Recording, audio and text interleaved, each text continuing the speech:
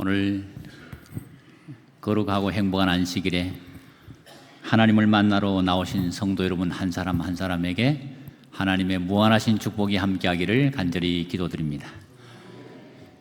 저는 이 앞에 로비에 서서 여러분을 한 분 한 분 환영하면서 왜 그렇게 한 분 한 분을 볼 때마다 반갑고 기쁜지 모르겠습니다. 너무 오랫동안 못 만난 분 같이 그렇게 반갑고, 또 교인들도 오면서 서로 간에 인사하시는 그 모습을 보면 이게 바로 구원받은 성도들의 모습이구나. 우리가 정말 멀지 않은 날에 주님께서 이 땅에 재림하셔서 우리를 하늘로 데려가신 다음에 매 안식일날 우리가 서로 흩어져 살다가 안식일날 그 성전문에 함께 모일 때 거룩한 변화된 모습으로 하나님 앞에 나와서 예배드릴 때 얼마나 영광스러울까. 여러분 힘들고 어렵지만 그날이 오기까지 길이 참으시고 인내하시고 성례하시게 되기를 간절히 바랍니다. 오늘 특별히 본교회를 방문하시고 오랜만에 또 오신 분과 또 우리 교인들의 초청을 받아서 함께 오신 여러분 모두가 꼭 매 안식일마다 하나님 앞에 나와서 함께 예배를 드리고 함께 하늘에 가게 되기를 간절히 바랍니다. 여러분께서 안식일을 맞이할 때마다 안식일을 준비해야 됩니다. 어떻게 준비를 해야 될까요? 어떻게 준비하면 잘 준비할까요? 그것은 바로 안식일에 내가 데려갈 영혼들을 준비하는 것입니다. 한 주간 내내 기도하면서 하나님 이번 안식일에 내가 어떤 사람을 주님의 전에 데려가서 함께 말씀 은혜를 받고 함께 하늘에 갈까요? 그래서 여러분이 하나님 앞에 날마다 기도하시면서 매 안식일마다 교회 올 때에 여러분 주변에 있는 분들과 그분들을 한 분 한 분 다 주님 앞에 나와서 함께 예배 드릴 때 우리의 마음이 기쁘지 않겠습니까? 그게 참다운 안식 준비예요. 내가 이것저것 다 준비하더라도 다른 영혼들을 아무 관심 없이 우리가 안식일마다 온다고 하면 내가 유대인과 다를 바가 없어요. 내 혼자만 구원받겠다는 거예요. 그래서 여러분께서 매 안식일마다 우리가 귀한 손님과 더불어 하나님 앞에 나와서 이전에서 함께 예배드리는 은혜가 있게 되기를 간절히 소망합니다. 오늘 안식일은 특별히 여기 나온 것처럼 본교회에 어린아이와 우리 어린아이를 두신 세 가족 젊은 세대들이 별셋곳에서 모세와 믿음의 영웅 모세란 주제로 성경학교를 진행합니다. 제가 공식적으로 보고받기는 94명이 이동한다고 해서 들었습니다. 그러니까 약 100여 명이 이 교회를 떠나서 지금 그곳에서 집회를 하고 있습니다. 교회의 다음 세대를 이어가야 될 그 귀한 세대가 그곳에서 좋은 순서를 가지고 또 특별히 하나님이 일기를 주장해 주시고 안전사고 하나도 없이 아주 성령 충만한 집회가 되도록 기도로 응원해 주시기를 부탁합니다. 제가 설교를 하기 전에 주보를 보면서 하나님 앞에 감사하는 것은 저희 교회가 하나님의 말씀을 사랑하는 교회가 되었구나.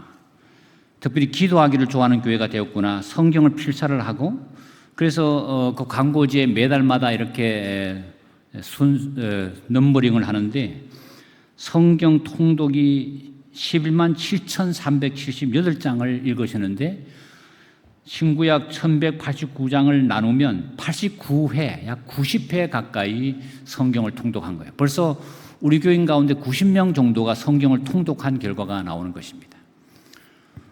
성경 필사도 약 1600장을 하고 있고 특별히 143개의 동력자 기도팀이 3096번의 기도회를 진행하고 있습니다. 어떤 분들은 이 수치를 이렇게 내니까 아니 기도까지 수치를 내야 되나요? 뭐 이런 분들 이렇게 말씀하신 분이 있어요. 성경 통독 그렇게 하나요? 그런데 여러분 우리가 이렇게 하는 이유가 있습니다. 서로 격려가 되고 끊임없이 하기 위해서 꾸준히 하기 위해서 이것을 주부에 게재하면서 서로 간에 격려하기 위해서 합니다. 여러분 그래서 동력자 기도와 같이 사랑의 전화 한 통 하는 것도 다 이게 우리가 넘버링을 매겨가면서 우리가 성도의 사랑을 실천하고 있는데 여러분 적극적으로 참여해 주시고 특별히 말씀 성경 통독에 이렇게 많은 분이 참여해 주셔서 대단히 감사를 드립니다. 저는 오늘 이 시간에 무엇으로 기뻐하십니까? 하는 제목으로 말씀을 드리고자 합니다. 참된 기쁨의 근원이 무엇인가? 오늘날 한국 사회의 키워드, 이 한국 사회를 이끌어가는 키워드, 중요한 핵심 단어는 기쁨과 행복이에요. 그래서 기쁨과 행복, 어떻게 하면 기쁨과 행복할까? 이 행복 지수를 따져가면서 한국 사람들은 더군다나 굉장한 우울증 속에서 전 세계적으로 아주 기쁨과 행복을 추구하고자 여러 가지 방법들을 찾아가고 있습니다. 예나 지금이나 사람은 행복하기 위해서, 기쁨을 얻기 위해서 그것을 추구하고 살아갑니다. 그러나 진정한 기쁨을 얻으시고 어디서 얻으면 좋을까? 솔로몬은 한때 그가 이 기쁨을 얻기 위해서 이런 방법 저런 방법을 다 해봤지만 결국은 일상에 주는 모든 기쁨은 일시가이라는 사실을 알았습니다. 그것이 잠깐 있다가 또 사라진다는 사실을 알았습니다. 그래서 오늘 이 안식일에 저와 여러분이 영원한 기쁨을 얻게 되기를 간절히 바랍니다. 예수님이 남편 여러 명을 둔 그 여인을 만나서 내가 남편 여러 명이 있지만은 그 남편이 너의 남편이 아니구나. 이 남편을 만나면 행복할까? 저 남자를 만나면 행복할까? 했던 그 여인에게 내가 주는 물을 먹는 자는 영원히 목마르지 아니하리니 나의 주는 물은 그 속에서 영생하도록 솟아나는 샘물이 되리라. 그리고 그 물을 주님 자신을 주셨습니다. 오늘 예수 그리스도를 발견한 사람들은 영원한 기쁨을 발견한 사람들입니다. 오늘 여러분께서 영원한 기쁨을 누리시게 되길 바랍니다. 누려야 합니다. 행복도 누려야 되고 기쁨도 누려야 합니다. 주장해야 합니다. 하나님이 내게 하나님의 자녀가 되게 하신 것을 생각해 보십시오. 여러분께서 비록 처한 환경이 어떤 환경이 있다 하더라도 내 아버지가 이 온 우주 만물을 움직이는 전지전능하신 하나님이라는 사실을 기억해 보시고 하늘의 은하계와 무수한 별들의 세계를 궤도에 따라서 정확하게 일치시켜가면서 태양과 달의 변화를 이끌어 가시는 그 전능하신 하나님이 내 친아버지라는 사실을 기억해 보십시오. 얼마나 큰 힘이 생기겠습니까? 하나님 안에서 참된 기쁨과 행복을 얻게 되기를 바라는 것입니다. 그래서 우리의 삶은 비록 고단하고 힘들고 어려움이 많지만 우리가 입술을 통해서 힘들고 어려운 것을 말하는 것 이상으로 우리의 기쁨과 감사를 하나님께 표현하게 되기를 간절히 바라는 것입니다. 여기 마르틴 루터는 말하기를 하나님이 우리에게 주신 가장 큰 은혜는 감사하는 마음이다 했습니다. 하나님을 믿기 전에는 막 불평불만이 많고 입만 열면 그냥 아주 인생 못 살겠다. 그 한국 사람들은 너무 좋아도 너무 죽는 거 좋아 죽겠다, 배고파 죽겠다, 뭐 해 죽겠다. 아니 맨날 죽겠다. 하도 좋아도 죽겠대요. 배불러 죽겠다, 배고파 죽겠다, 힘들어 죽겠다. 그래서 그런지 자살률이 세계에서 제일 높아요. 그래서 우리 입술을 통해서요 살겠다고 좀 말하시게 되길 바랍니다. 살겠다. 예. 그런데 하나님을 만나고 나서는 일상의 모든 것이 잠깐이라는 사실을 알고는 내가 영원한 하나님의 나라를 발견한 것 때문에 우리의 마음에는 늘 든든한 감사가 있는 것입니다. 그래서 하나님이 여기 주신 가장 큰 은혜는 감사하는 마음인데 이 감사하는 마음이 이 안식일에 우리 성도들의 마음속에 충만하기를 간절히 바랍니다. 감사하는 마음. 탈무드에는 혓바닥에 감사합니다라는 말을 벌어뜨리기 전에는 아무 말도 하지 말라, 가르치지 말라 이런 말이 있어요. 아이들에게 감사하지 못하는 사람은 사람으로서 가치가 없다. 그래서 어릴 때부터 감사하다는 말을 어릴 때부터 가르쳐라. 그래서 우리는 작은 일도 그렇게 할 필요가 있습니다. 이 전 세계적으로 통용되는 감사합니다 말은 영어로 말하면 땡큐입니다.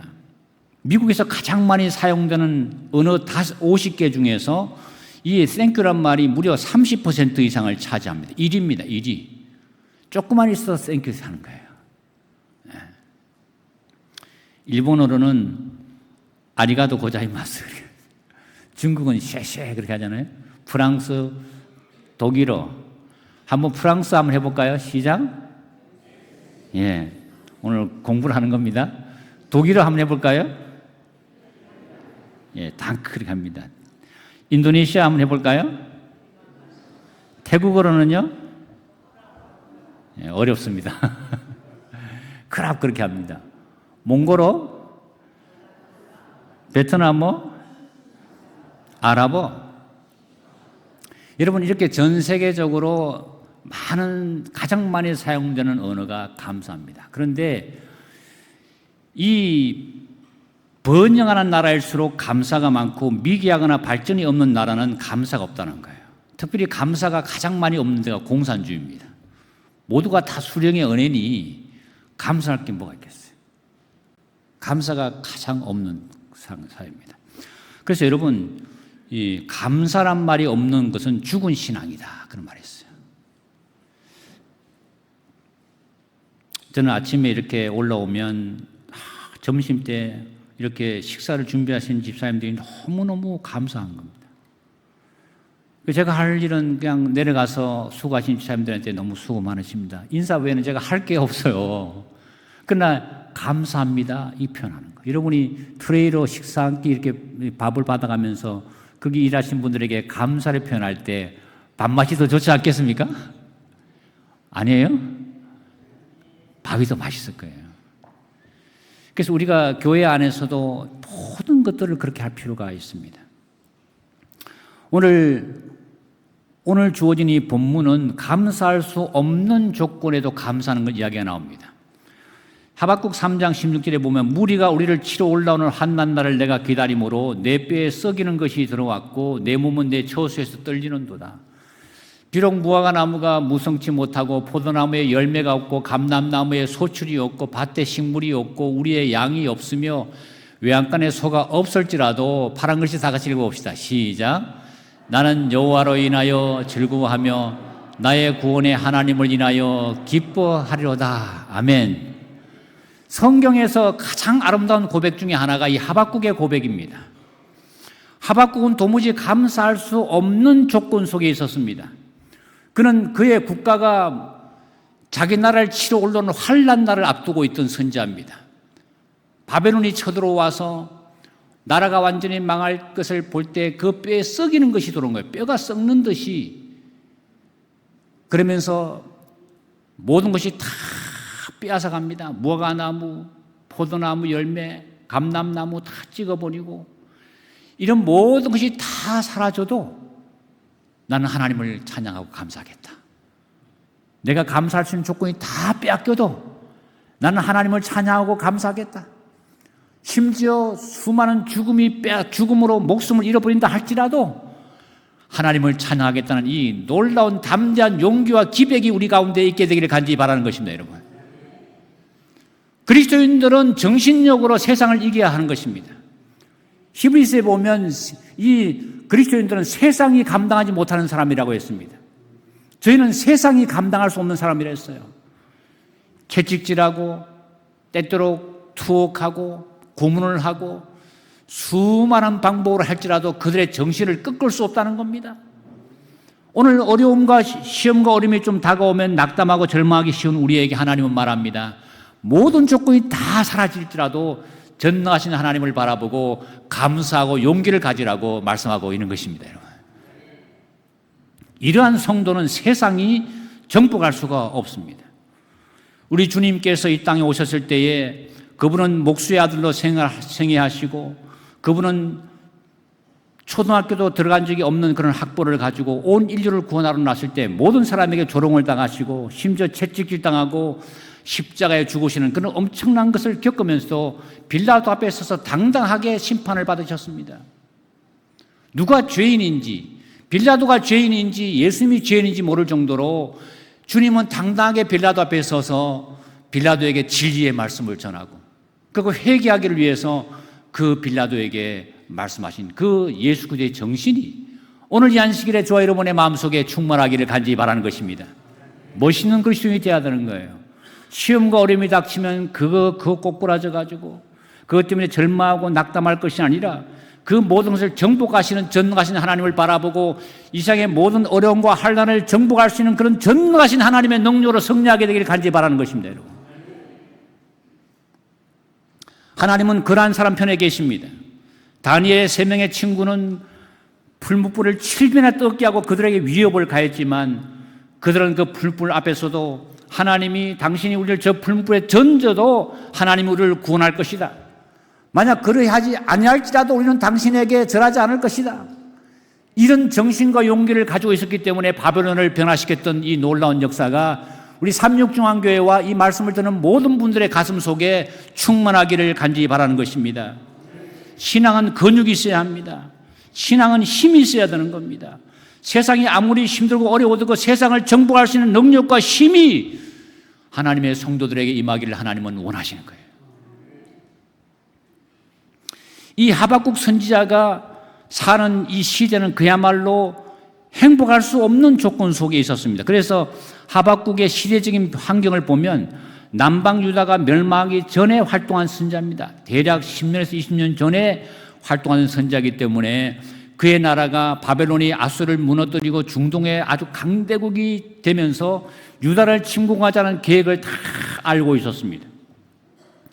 신앙의 부흥을 이끌었던 요시야 왕이 애국가의 전쟁에 죽었습니다. 요시야는 정말 위대한 왕이었지만 그 왕이 죽을 때에 얼마나 절망했겠습니까? 그런데 그 아들 여호와김이 아버지의 뒤를 이어 훌륭한 정치를 하지 못하고 우상 숭배로 돌아서서 여호와 신앙을 하는 사람을 박해하고 있을 때 이와 같은 어려운 순간에 살아갔습니다. 여러분, 우리가 사는 환경이 항상 좋을 때보다는 어려울 때가 더 많습니다. 그럴 때 하박국은 마음속에 고민이 많았어요. 어떤 고민인가 하면 하나님이 어떻게 계속해서 악을 허용하실 수 있습니까? 왜 이 나라가 이렇게 악하게 됐습니까? 우리 대한민국도 정말 살기 좋은 나라였습니다. 사랑의 공동체였습니다만은 지금은 서로 믿지 못하는 사회가 되면서 사회가 아주 각박하게 됐습니다. 과거 한때는 우리가 길을 걸어가다가 차가 오면 손들면 산을 다 태울 정도로 그렇게 믿고 살았던 나라인데 지금은 그렇게 할 수가 없어요. 전화가 걸려오면 전화번호 안에 이렇게 이름이 찍혀있지 않으면 잘 받지를 못합니다. 혹시 보이스피싱인가? 하나님 어떻게 계속해서 악을 허용할 수 있습니까? 그럴 때 하나님은 대답하십니다. 유다를 심판하기 위해서 바벨론을 도구로 사용할 것이다. 이 하나님의 백성들이 타락했다. 그래서 바벨론을 내가 도구로 사용해서 심판할 것이다. 그럴 때 하박국이 또 질문합니다. 어떻게 유다를 심판하는데 더 악한 바벨론 나라를 사용할 수 있으십니까, 하나님? 아니, 유다가 악하다 하더라도 바벨론보다는 악하지 않잖아요. 그러니까 하나님께서 또 대답하십니다. 바벨론은 도구에 불과하고 그들도 악한 행위로 심판을 받게 될 것이고 그리고 하나님의 백성들은 마침내 치료되고 회복되고 구원될 것이다. 이것이 가장 중요합니다. 바벨론에 비록 포로 잡혀간다 할지라도 그 목적은 하나님의 멸망이 아니라 백성을 치료하고 회복하기 위한 거라는 거예요. 오늘 저와 여러분의 삶 속에 혹시 고난과 어려움이 다가온다면 하나님의 목적은 평안이고 구원이고 우리의 소망이라는 사실을 기억하게 되기를 간절히 바라는 것입니다. 절대로 절망할 필요가 없습니다. 하나님이 우리의 삶 속에 고난을 들어올 때에 그 고난을 하나님이 이길 수 있는 모든 준비를 하나님은 다 갖추고 계시고 능력을 베풀고 계신 거예요. 그리고 하나님은 하박국은 이 모든 것을 깨달은 다음에 마침내 기쁨과 감사의 기도를 하나님께 드립니다. 여러분, 그래서 이 세상의 모든 악이 성행한다 할지라도 결국은 하나님의 나라가 이긴다는 사실을 믿게 되길 바랍니다. 하나님의 의와 선함과 그분의 정의가 결국은 이 모든 세상 나라를 정복한다는 사실을 믿게 되기를 간절히 바라는 것입니다. 여러분. 다니엘서에 보면 금, 은, 동철로 만드는 이 세상 로마와 그 다음에 헬라와 로마와 이 모든 세상의 강대국들이 다 사라지고 하나님의 나라가 영원히 지속될 때 그때 그 나라는 절대로 변하지 않은 그 정권이 변하지 않은 영원한 하나님의 선한 나라가 이 세상에 임한다는 사실을 기억하시고 그 나라에 들어가기 위해서 하나님의 백성답게 아가페적인 정신으로 살게 되기를 간절히 바라는 것입니다. 열심히 전도하시고 열심히 기도하시고 열심히 모이면 찬양하시고 소그룹이 함께 모일 때에 개모임과 같이 모이는 게 아니에요. 모이실 때 함께 서로 간에 간증하고 격려하고 기도로 함께하는 동안에 그 소그룹이 성령 충만을 받는 소그룹이 되기를 간절히 바라는 것입니다. 이 그리스도인들은 이 세상에 살 때 하나님 중심으로 살아갑니다. 그래서 나침반의 바늘이 흔들어 놓으면 다시 남북을 가르치듯이 흔들릴 수는 있지만 다시 서는 것입니다.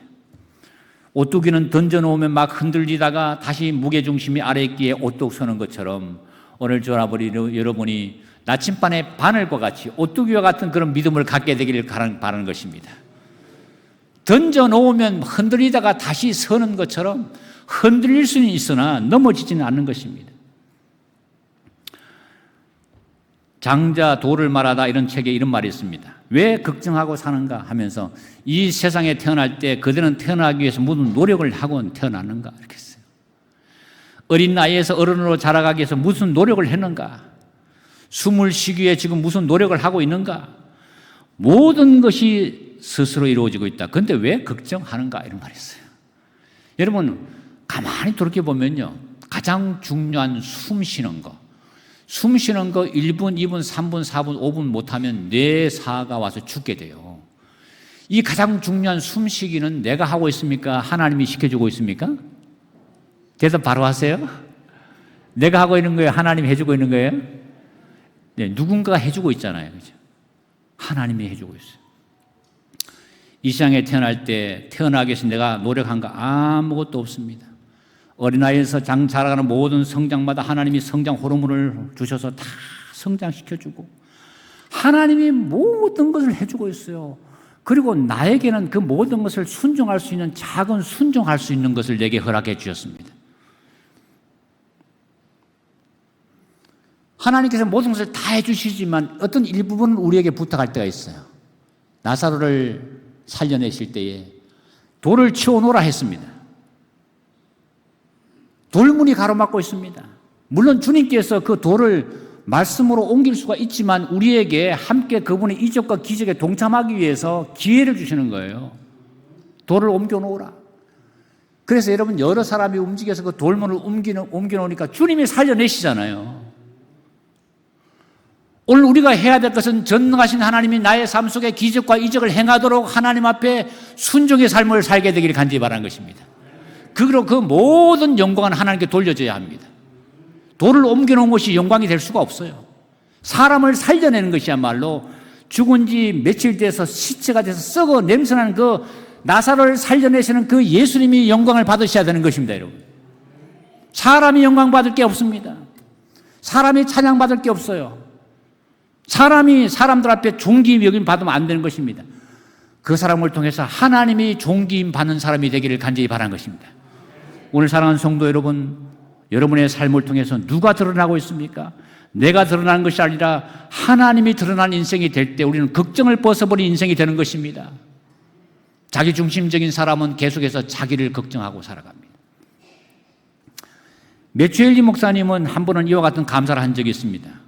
그가 세계적인 신학자고 설교자였는데 그가 한 번은 길에서 밤에 강도를 만났습니다. 강도를 만나서 피가 흐르도록 구타를 당하고 그 강도가 돈을 빼앗아 갔습니다. 그리고 이 매추엘리 목사님은 집으로 돌아온 다음에 하나님 앞에 무릎을 꿇고 이와 같은 기도를 드렸습니다. 하나님, 내가 강도 당한 이 땅인 것을 감사합니다. 돈은 빼앗겼으나 생명을 빼앗기지 않았으니 감사합니다. 나를 괴롭힌 그 강도를 위해 기도할 수 있으니 감사합니다. 그가 다시는 강도로 살지 않도록 해 주시옵소서. 여러분, 강도 아닌 것 때문에 감사하지 않습니까? 예? 감사할 수 없는 조건 속에도 감사할 수 있는 성도는 하나님과 동행하는 성도입니다. 오늘 재미있는 얘기입니다만은 두 아들을 둔 할머니가 있는데 하나는 우상장수고 하나는 집신장수인데 해가 바짝 뜨면 우상장수 아들이 걱정이 되는 거예요. 아유, 오늘 우산 하나도 못 팔겠네. 또 비가 쏟아지면 또 아이고 집신 하나도 못 팔겠네. 그러니까 이 할머니는 비가 오나 해가 뜨나 항상 걱정이에요. 해가 뜨면 해가 뜨는 대로, 비가 오면 비가 오는 대로. 그러니까 어떤 사람이 할머니 왜 그렇게 인생을 그렇게 사세요? 거꾸로 뒤집어 보세요. 예. 해가 번쩍 뜨면 집신이 잘 팔린 것 때문에 감사하고, 비가 확 오면 우산 잘 팔린 것 때문에 감사하고. 그래서 할머님이 그렇게 해보니까 해가 뜨나 비가 오나 늘 감사한 게 있다는 거예요. 여러분, 우리 인생에서요, 우리가 어떤 관점으로 인생을 바라보느냐에 따라서 인생이 달라집니다. 어두운 쪽을 계속 바라보는 사람은요, 어두운 말만 계속 갖고 살아가는 거예요. 아이고, 비가 와서 안 되겠네. 해가 떠서 안 되겠네. 그러나 여러분, 밝은 쪽, 긍정적인 쪽, 하나님 쪽을 선택하게 되길 간절히 바랍니다. 감사의 힘이란 말 속에 한 분은 이런 말을 했습니다. 감사하면 마음이 유쾌해집니다. 감사하면 몸이 가벼워집니다. 감사하면 은혜가 흘러들어옵니다. 감사하면 적절한 환경이 조성됩니다. 감사하면 사람들이 좋아집니다. 감사하면 사랑과 능력이 생깁니다. 감사하면 건강해집니다. 감사하면 기쁨이 넘칩니다. 이런 감사 있게 되길 바랍니다, 여러분. 한번 다 같이 읽어볼까요? 시작. 감사하면, 제가 하면, 감사하면, 감사하면, 감사하면, 감사하면, 감사하면, 감사하면, 감사하면, 감사하면, 아멘입니까? 한 분이 목회자로서 교회를 개척하고 막 힘들고 살아갈 때에 정말 그 어려운 환경 속에서 개척해 살아가는데 문제는 자기 부인이 몸이 안 좋아서 가니까 암이 생겼어요. 얼마나 절망입니까? 목회 자체도 얼마나 힘들고 스트레스 많고 한데 그 부인이 그래 되니까. 그래서 어느 날 여러 가지 어려운 속에서 한 분의 선배 목사를 찾아가니까 선배 목사가 그런 얘기를 했어요. 인생 돌아보면서 어려움 속에서 하나님 앞에 감사할 조건을 찾아보세요.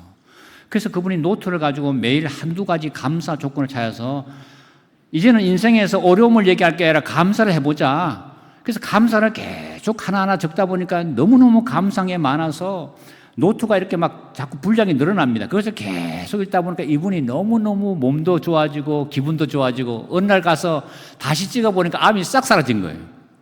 여러분, 감사하면 마음이 유쾌해지고 몸이 가벼워지고 건강이 들어오고 모든 환경이 새롭게 바뀝니다. 오늘 이 안식일에 살아가는 성도 여러분이 그런 감사의 영이 충만하게 되기를 간절히 바라는 것입니다.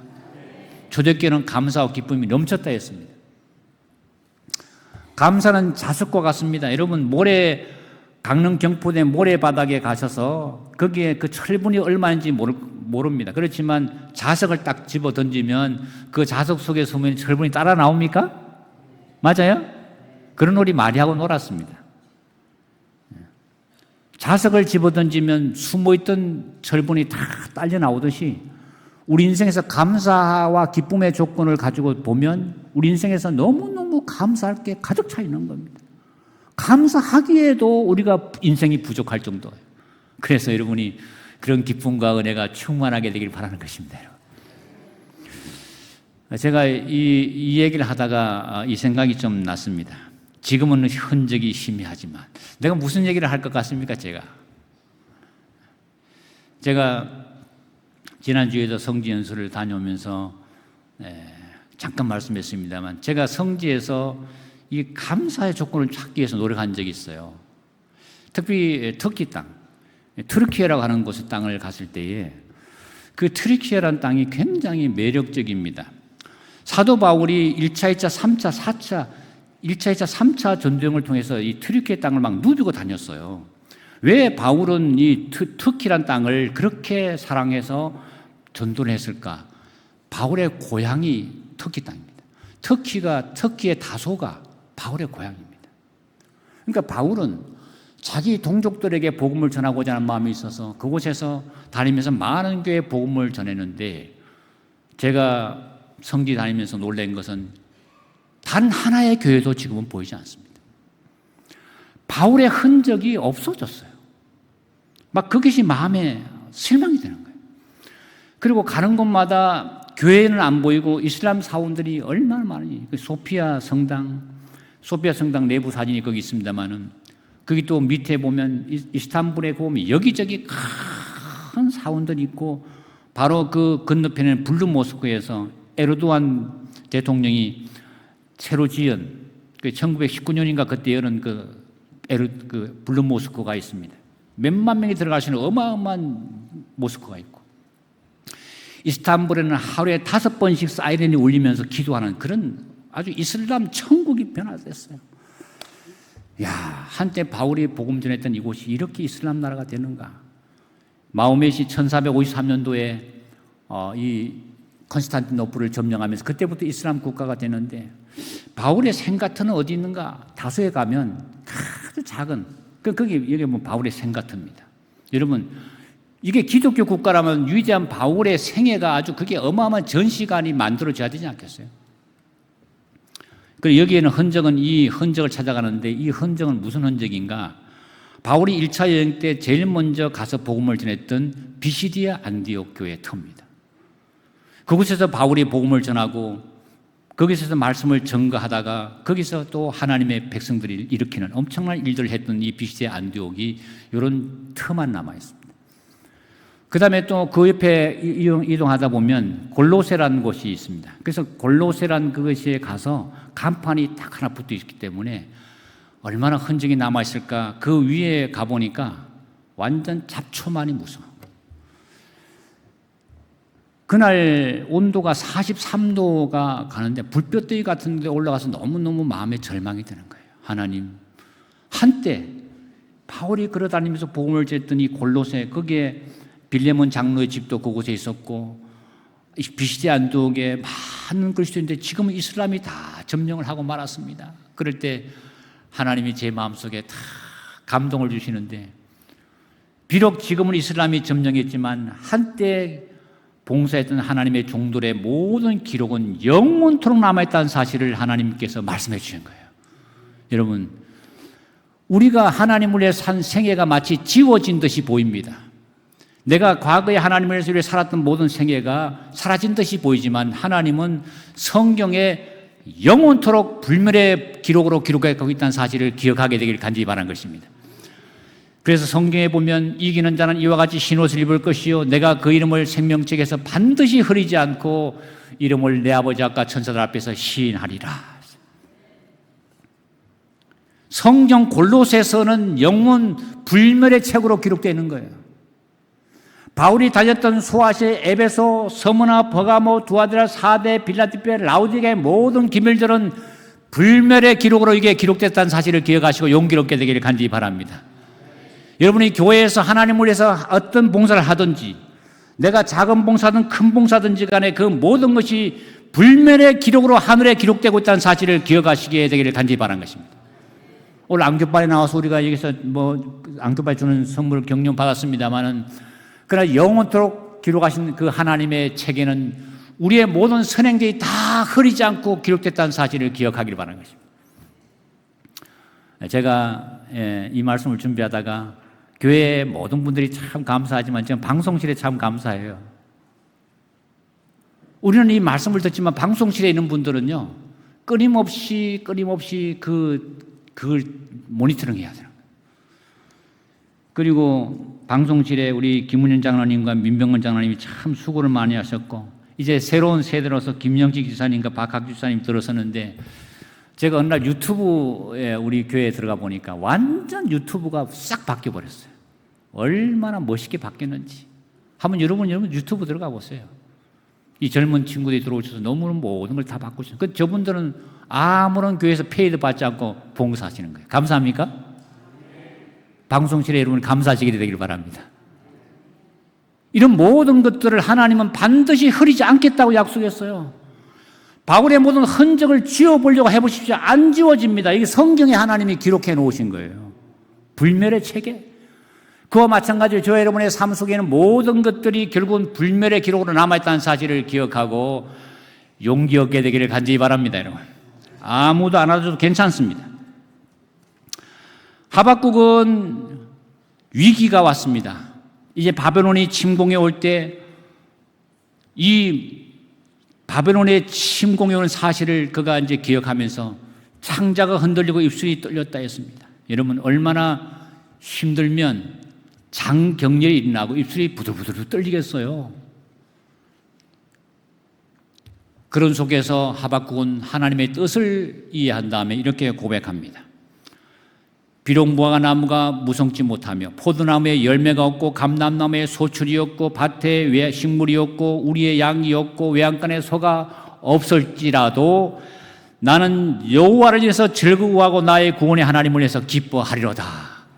아멘입니까? 이것저것 다 사라집니다. 여러분 무화과 나무, 여러분 여기에 간단하게 표현됐지만 이런 무화과나무, 포도나무 다 찍을 거 아니겠어요? 오면 이 바벨론의 사람들이 오면. 그런데 무엇보다도 전쟁의 결과는 참혹한 죽음입니다. 무수한 사람들이 죽는 거예요. 그런 모든 조건이 다 사라져도 나는 하나님 때문에 여호와에서 즐거워하고 구원의 하나님을 위해서 기뻐하겠다는 이 엄청난 하박국의 정신과 그 사상과 그 철학이 오늘 이 안식일에 여러분과 저의 마음을 지배하게 되기를 간절히 바라는 것입니다. 여러분, 우리는 일생을 살아갑니다. 일생 동안 살아가는데 일이란 수는 하나입니다. 영생이라는 것은 셀 수 없는 수를 말합니다. 오늘 내가 일생을 다 갈아 넣는다 할지라도 하나님을 위해서 내가 일생의 모든 것을 다 소위 말하면 헌신하고 희생한다 할지라도 영혼은 너무 싼 것입니다. 영혼은 너무나 엄청난 것입니다. 오늘 그러므로 사랑하는 성도 여러분, 이 땅 사는 동안에 모든 것이 사라져도 여호와 때문에 감사하는 인생이 되기를 바라는 것입니다. 욥은 그의 삶 속에 소유도 떠나가고 자녀 10명도 죽어나갔습니다. 사단이 와서 다 그렇게 한 것입니다. 그런데 마침내 그의 부인조차도 당신이 그래도 순전을 굳게 지키느냐, 하나님을 욕하고 죽으라. 부인도 떠나갔습니다. 그리고 친구들도 다 자기들 떠나갔습니다. 여러분, 욥이라는 사람이 얼마나 고독하고 힘들었을까요?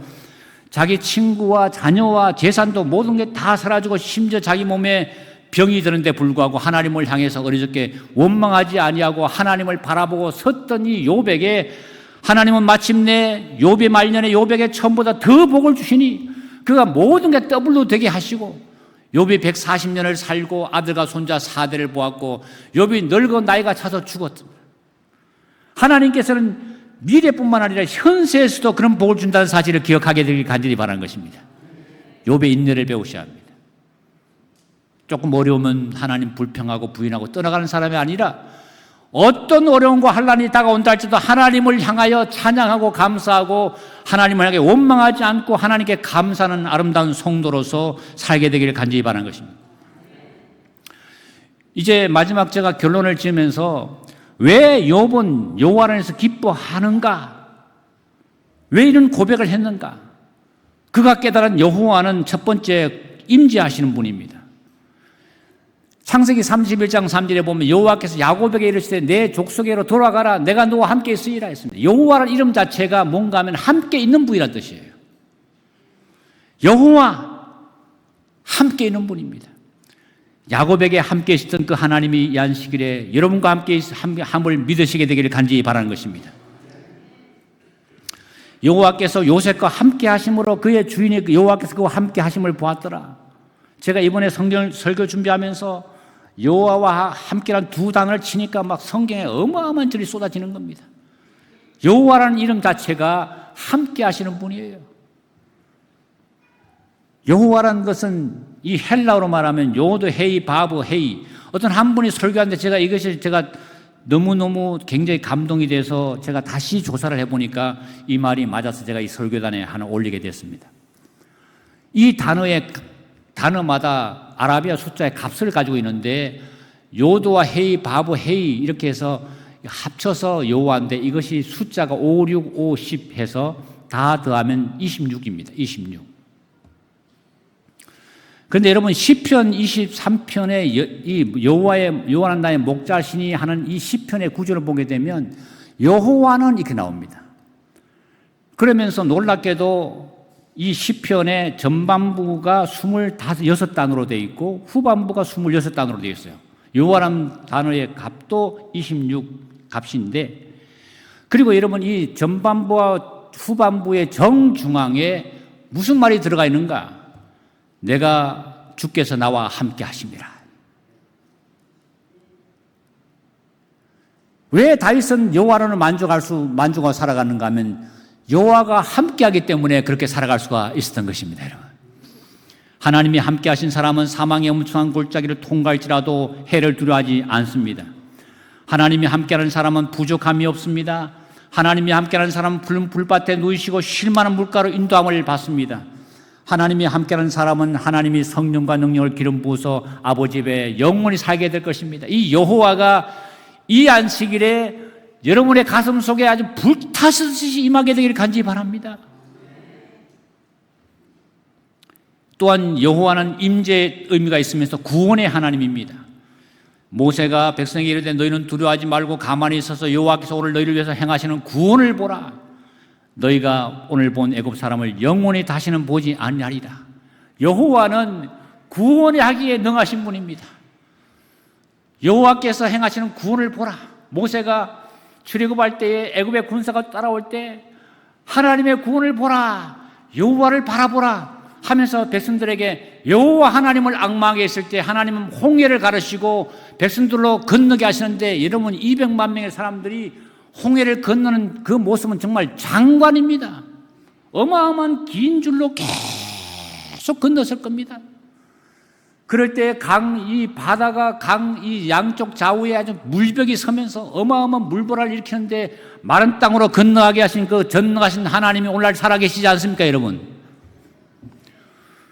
그리고 하나님께서는 그 백성이 다 건넌 다음에 애굽의 군사가 들어왔을 때 물을 다 잡혀서 다 그냥 끝내버리신 거예요.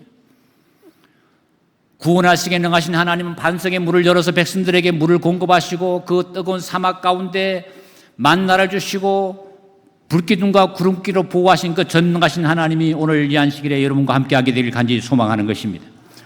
시편 146편 1절에 보면 할렐루야 내 영혼아 여호와를 찬양하라. 그래서 여호와는 구원하게 능하신 분입니다. 여호와는 천지와 바다 그중에 만물을 지으시고 영혼의 진실함을 지키고 여호와께서 갇힌 자를 해방하고 여호와께서 소경의 눈을 여시고 여호와께서 비굴한 자를 일으키시고 여호와께서 의인을 사랑하시고 여호와께서 고아와 가부를 부수시고 악인의 길은 굽게 하신도다. 여호와 내 하나님은 영원히 대대 통치하시려다. 할렐루야. 오늘 말씀을 마치면서 오늘 저와 여러분의 삶 속에도 여호와가 구원의 기쁨이 되고 여호와가 나의 삶의 즐거움이 되기를 간절히 바라면서 말씀을 마치고자 합니다. 기도하겠습니다. 거룩하신 하나님, 하박국 선지자가 감사할 수 없는 조건 속에서도 하나님을 위해서 감사하고 그가 모든 환경을 이겼던 것처럼 주의 성도의 삶도 그렇게 되게 해주시기를 예수 이름으로 기도드립니다.